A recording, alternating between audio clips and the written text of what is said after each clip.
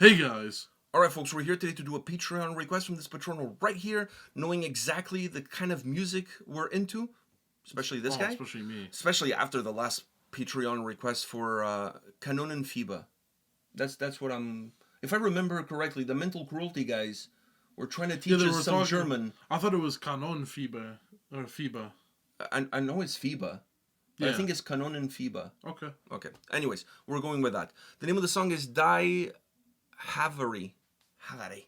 And it's live. But it's live. It's live. Alright, are you ready for this? I'm actually pretty excited about it. I'm so ready for this. Alright, let's fucking go. Let's do it.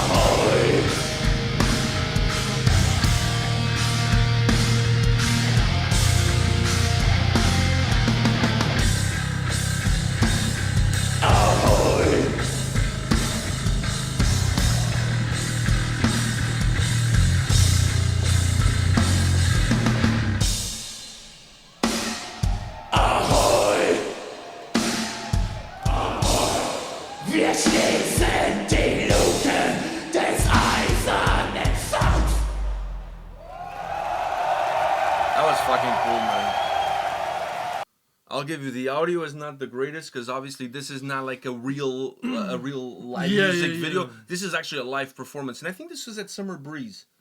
Which, by the way, when we were at that show, we were talking to the guys from Mental Cruelty. They told us that they sold out the most amount of merch of anybody at Summer Breeze.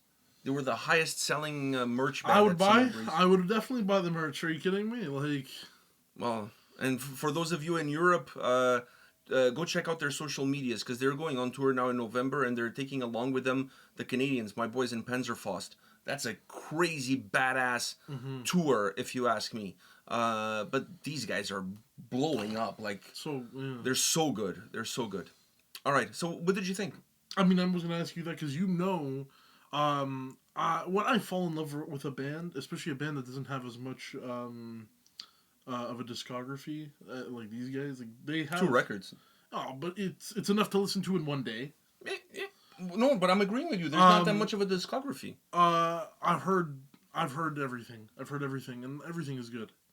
Everything is good. It's like that episode of Family Guy where it's in the future and there's an ice cream thing and fucking Quagmire's like, "You like ice cream? Yeah. What's your favorite flavor? Everything's good. Everything is good." All right. So that's what these guys, man. Everything like. So, even though their older stuff is still really good. So let me say this. Once again, the audio may not be the best, especially but you get the essence. If you've never heard of the band before, I don't think this is the way to start. This was not the way to start. That's not the way to start. Definitely, the Waffen Bruder video we did was probably a better way of getting into the. Any music video will be a better way because you're gonna get like a little bit more of a crisp sound of what they're all about. Yeah. Or if you can find like a live music video of them, I don't know if they have them, but there is. I'm sure which is the one I thought we were gonna be doing today. Yeah. But anyhow, the point being is that this gives you a raw feel of how this band is live because this is like raw, unfiltered. Nobody's fixing the audio. Nobody's pumping anything. This is their performance at this festival. Dude, at this show. Watching him on the mic with the mask on, I think it adds. Whenever you're doing some like your music is not only passionate but from something. It feels like you're part of what you're singing. Like it feels like you feel it. Yeah. Anytime you do that, obviously the performance is going to come off way better.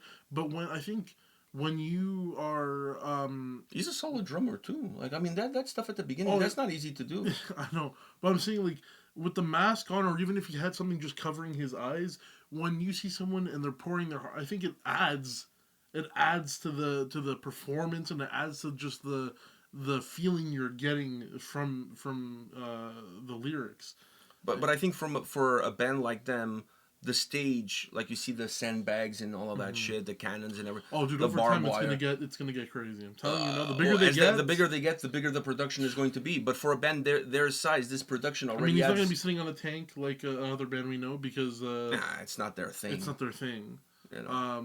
The sandbags is definitely very cool. I just feel like for a band their size, the production is already pretty good in terms of the vibe that it gives the audience. But the performance. I think one day when they're finally when they was very raw. When they get bigger, I'm thinking that the drummer's gonna be obviously above, but it's gonna be like he's on top of the parapet of no man's land, and there's gonna be like the wood and whatever and like the dirt that kind of like symbolizes that the rest of the band is in the trench. That would be cool as fuck. Oh, I see what you're saying. Like, so the view would be like and inside be ladders, the trenches. There'd be like those ladders to get you out of the drummer, which would be getting you out of on the parapet, getting you onto it to go into no man's land. Okay. But the drummer is there. But the view that you're getting is actually the view as if you were in the trenches, and you're looking up, and there the drummer's on the top of the parapet. Oh, I like that, dude. I think that's. And then underneath the drummer, a door like takes into one of those lieutenant like. Yes, things. like you gotta like Yeah, like a door and stuff. The ladder, so they go up the ladder, and he can go up and do some songs on top and whatever. He doesn't have to actually go up the ladder. He can definitely. Yeah. But I get that's a great idea for a straight for these guys. That's the best. I think because you're not gonna do the tank. Yeah. You're definitely got to do something like that on top of the parapet. So the whole thing. These guys are more in the trenches. These guys are this whole thing is in the trenches, and then on the top where the drummer is, there's the parapet with some if you want to put barbed wire, you put the barbed wire. But I'm saying like that was my idea. Wow, Dude, I like your idea. I like your idea. And I think if these guys were listening, they would like the idea too. I think that's a great idea. Like as they get bigger and they can do more and more, where their stage production, that's a great fucking idea. Trench. Like that's what I'm trying to say. Is I don't. They should try to make it a trench. Yeah, I don't disagree with you. I think that plays really well. Perhaps more than any other band, because I think another band gives me the same vibe of being in the trenches is 1914. Mm-hmm. But the guys in 1914... 1914 makes me feel more like I'm running across no man's land. That's true. These like guys, more the mud and yes, you know, like what do you do? Like doing the stuff like that. Doing that thing that they do on the ground when they're like, you know, shimmying their way through. But anyway, the difference between 1914 and these guys, from an aesthetic point of view, is that 1914, the members of the band represent different divisions of different countries fighting in World War I. Yeah, these guys all represent the same country, the same, maybe not necessarily the same division, but you guys get what I'm saying. They're all part of the same side. The same side, yeah. And the guys from 1914, they're all part of the same side, but it's the Allied side. So it's different soldiers that represent different countries. The music's going to be different. So it would be harder for them to create a scenario where all of those things kind of come together. You know, with these guys, I feel like it's a lot easier to create that trench vibe and then put that as I think that's a phenomenal idea, and it works really well. But what I wanted to say is, regardless of the sound, I think this video, if one thing this video gives you, is the vibe of what it is, a live performance by them. Very raw, very almost emotional to a certain degree. Really feeling the song, really feeling the lyrics, and then just fucking shit, like delivering. Oh, dude, like that was epic. That was epic. Not was epic. But not on epic. Not on epic, but that was epic. I must say, fuck. And for me, like, this is my first time seeing the band in a live setting. I've never seen any of their live videos or anything like that. You gotta obviously watch, from watching the Waffenbruder one. Yeah, you gotta watch the one I thought we were doing, and I didn't watch it because I thought we were gonna do Somebody that. I think had requested that last month, but they didn't request it this month. I thought we were gonna do it because it's on their channel, and I didn't watch it because I thought we were gonna do it on the channel. I think that one has better quality, probably. Yeah. Well, obviously it's on their channel. It's the Mensen Musa, whatever that song is called. It's that one. And he's wearing the what's it called? The one with the spike, that helmet with a spike? Yeah, the one that like the Kaiser would wear, you know? Aren't those from the cavalry? I think those were from the cavalry. It's weird. I swear soldiers would wear it, but they would wear the ones that were covered with like that brown like material. And what I think only the generals wore the ones. Oh, maybe the higher generals. I don't know. And then they moved on to the stormtrooper helmets, which is what they wore. Looked like a penis head. Yeah. Or a bunch of dicks. Those helmets were reusable. They were reusable. Yeah. Because they used them in World War I, and then they kind of like modified them and used them again. But slightly modified. Like that's when you do a cover and it sounds exactly like the original. Well, yeah, but it's not like the British who were wearing the same helmet. The dinner plate, the saucer. Oh yeah. The pasta dish. No, that's what you do when you go sluicing for gold.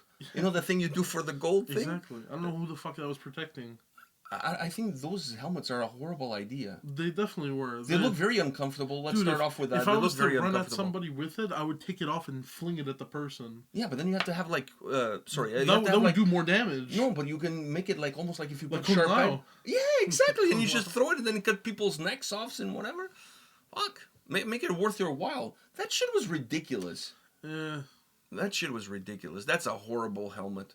Honestly, I don't see any good in it. I think if there's a World War III in the future, people are going to be wearing like stormtrooper helmets. The evolution of helmets. I thought you meant like actual like Star Wars stormtrooper. Yeah, that's what I'm saying. That's what I was going with. Just wear those. You know. Anyhow, I enjoyed it. I enjoyed this video and this song more so from seeing them live and seeing how many guys are in the band and what the vibe is when they're performing and all of that shit. But it's incredible how I know for the band probably what I'm going to say doesn't make sense, but I feel like these guys have gotten really popular super quick. Like they've blown up this year. Like this new record just like for good reason. They've blown up this year. For good reason. One of the best albums of the year. One of the best albums of the year. You know what I mean? So it's, I know they've probably been working hard and they're probably saying, we've been working for many years to get to this point. But nobody cares about how much you work to get here. It's what you do once you're here. And this album definitely put them on the map. You know, like I said, go check out their social media. You have good music. You have good stage presence and everything. And then also... Fuck, the production for a band like this, that's not bad. Yeah, and also, I gotta say, from an artwork perspective, when it comes to the actual album artwork, not only for the album, but for, like, the singles and stuff, like, the different artworks, I love it. It's so... It's something that when a lot of bands put their singles out, they just put it out and they'll have like the cover of the album, or whatever. But when they were putting singles out, it was pertaining to the song. Okay. And each one, even though you can't understand for us we can't understand the lyrics, if they it paints literal a picture, and the picture kind of tells you what you're getting yourself into, and the album cover itself. When it comes to what they're talking about and how it probably felt as a German soldier back in those days, spot on. With you know the one I'm talking about, with the general and with the grinder and all all the soldiers basically coming out. The soldiers were just meat. Yes, they were cannon meat. They were cannon fodder. Yeah, not fiber, but fodder. Yeah, that's exactly what they were, and that's exactly what's represented on the artwork. I gotta say. My biggest regret of 2024 was not reviewing their album. Because I completely went under my radar. I received it for review, but it completely went under my radar. And I think one of the reasons was when I received the album for review, I always get like a little bit of a spiel from the PR people. Like, you know, set up your interviews and that kind of shit. And the interviews, like, the dude is only taking interviews like in writing. And I'm like, if I can't do an interview, like a Zoom interview... Then it's like, it's fine. So I skipped it. But anyways, my loss, not theirs, my loss. But I've gotten back to it. And I gotta say, all of 2024, this album, this band, they're the only vinyl that I actually spent money and bought it. Even though I had the MP3s and all of that shit, I bought the vinyl. I bought the vinyl. So that's how much I enjoyed the record. I wanted to go out and support them. Because unlike some of you, I wasn't at Summer Breeze, so I could not go into that bukkake of buying merch from them. They were, you know, like, it's incredible. A band this size outsold everybody. So I wasn't there, so I couldn't get any merch. Bought the vinyl, hoping that at some point soon, maybe 2025, these guys will come to North American tour. Please. I doubted. I don't think they're at least not a headlining tour. I don't think they're at that level yet to be able to come here and play a headlining tour. I don't think they are. I don't know. But this European tour that they're doing with Panzerfaust, every tour date is selling out like very quickly. Everything is selling out. So obviously in Europe they already have an established fan base. This album has done it for them. If they play here, they have to put on the set list the Yankee Division March, definitely. I mean, I feel like if you're in North America, a song that's both in English and in German. I was talking to some people at the label. I'm not going to say who, but I was talking to some people at the label, and they were like, "How the hell are we going to promote a German band who sings in German about World War I in North America?" Well, thank God it's not World War II. That would be a harder one to promote. That's a harder one to sell. It's a harder one to sell. It's a harder one to be like, I feel bad for the guy. Like, it's harder to feel bad. Yeah, that one is a harder sell. Like World War I, it's easier nowadays to feel bad for the bad guys. Well, technically, no one was really a bad guy. It was. There's just two sides of the same coin. There was just two sides of the same coin. And one you kill one of us, we kill some of you. You know, back and forth. I mean, I'm not here to judge. Who was truly the bad guy in that one? The second one. No, the second one is kind of clear cut. Yeah. The second one. I'm like. The first one was a little bit more like those boxing matches when it goes to the judge's decision and it can go either way because you're really not sure who's the winner. The first one was like, but they did something wrong. The second one was like a Mike Tyson knockout in the first round, so you're like, fuck, you could totally tell who the bad guy is. Yeah. So anyways, it goes from like he's in the wrong. He's in the wrong. I can understand why he's mad at him. They invaded Poland. Okay, that one makes more. So that's where you're drawing the line at the invasion of Poland. I think that's where everything. Well, that's where things. That's where a lot of lines were drawn. No, that's kind of what kickstarted everything. But I agree with you. But that's not like the worst thing. No. That's like It's like kicking somebody while they're down, and you're referring to the guy who tripped the person who fell down. I mean, tripping the person who fell down is kind of what triggers everybody then to kick him while he's down. But it's definitely not the worst thing that happened while he was down. You know That's very true. So you got to kind of put things in context. But which one is the which now? Who is Germany? No, it's the chicken and the egg. Yeah, who comes first? Who was Poland the one who got tripped and kicked? No, or like, is it Germany? No, German. So them invading Poland is them being tripped. Because I don't know if Poland would see it as that. No. My analogy was really good until you start poking holes in it. Until you gotta poke holes in it. Don't poke holes in it. My analogy was pretty good. Let's just fucking go with it. So anyhow, Kanonenfieber, go check them out. Once again, they're on tour in Europe right now, the month of November, with my boys in Panzerfaust. If you go see them and you see the guys in Panzerfaust, tell them that you watch the channel. Tell them that Patron Antonio sent you. We see these guys at shows here in Toronto all the time. They're local boys. So go support these guys. Yeah. All right? We'll see you all at the next one. See ya.